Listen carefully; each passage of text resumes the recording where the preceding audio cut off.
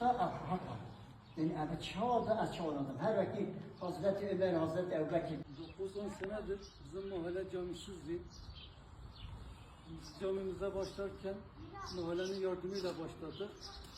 Camimizi bu hale getirdik. İlk bayram namazımızı ve cuma namazımızı kıldık. Ama nasıl kıldık? Kapısız ve penceresiz bir camide kıldık. Biz hayırseverlerden ve yetkili kişilerden yardım bekliyoruz.